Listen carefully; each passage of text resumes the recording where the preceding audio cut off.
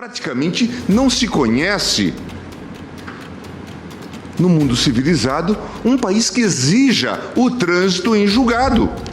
A concepção que foi mantida por longos anos e até 2009 correspondia a um Código de Processo Penal de feição fascista.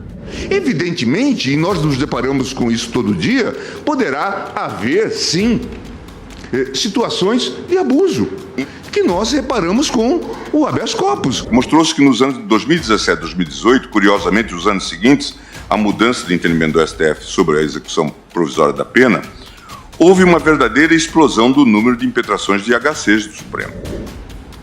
E nós sabemos da nossa experiência. Amanhã um sujeito planta, num processo qualquer, embargos de declaração, e aquilo passa a ser tratado como rotina, a despeito do processo ainda não transitou em julgado, vamos examinar, e daqui a pouco sobrevém uma prescrição. Obviamente, isto é uma questão que não pode justificar a ablação de uma norma constitucional. Ao revés, temos que melhorar o sistema. Eu fico extremamente sensibilizado, presidente, e eu acho que os presídios brasileiros vão melhorar daqui para frente. Porque se descobriu que se pode ir para a cadeia, doutor Cacai. Este caso Lula é um caso para estudo, porque, de fato, mostrou como o sistema funciona mal. E eu não estou falando de Intercept, ainda não estou. Alguém comentava que depois desses episódios de Curitiba, houve até uma evolução. Assim, o banho frio de Curitiba agora foi substituído a até chuveiro elétrico. Tínhamos um encontro marcado com as prisões alongadas de Curitiba. Não há nenhuma dúvida de que a realidade mostra que nós precisamos, sim, levar em conta não só o aspecto normativo, que, a meu ver, legitima a compreensão da presunção de inocência, como também levar em conta a própria realidade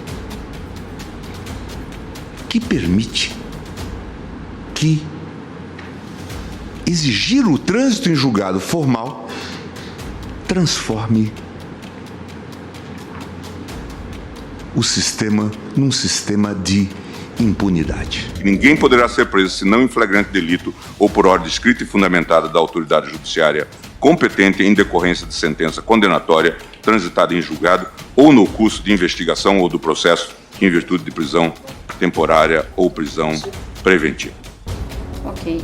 Como que o senhor enxergou a reação do meio jurídico ao posicionamento do Supremo sobre a questão da prisão em segunda instância? Eu sempre tive comigo que não era necessário aguardar o recurso especial junto ao Superior de Justiça, nem o extraordinário junto ao Supremo Tribunal Federal.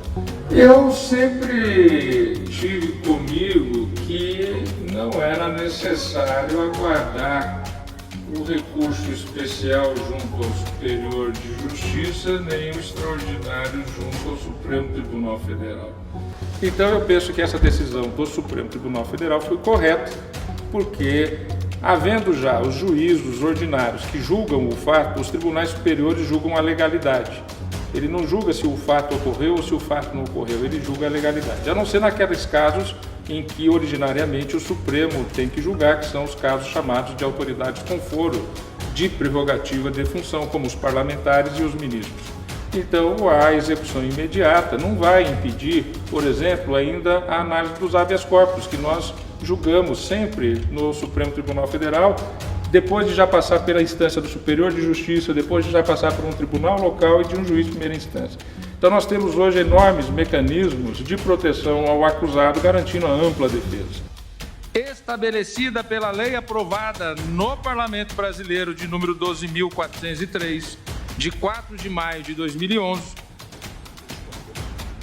esse dispositivo é compatível com a Constituição Federal Brasileira, uma vez que não contém ele, com a devida vênia daqueles que pensam em sentido diverso, contrariedade com a deliberação realizada pelo Parlamento ao editar a Constituição de 1988.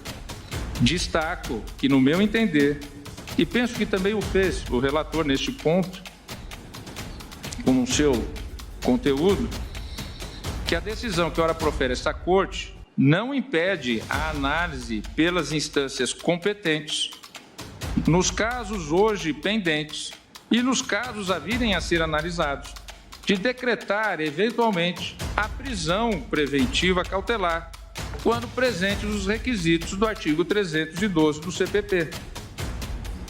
Análise que pode ser feita em qualquer instância ou fase do processo, e aí sempre cabendo, como a própria Constituição, eu li o inciso, eventualmente um HC, se for sem fundamento, como estamos a julgar no dia a dia, nas turmas.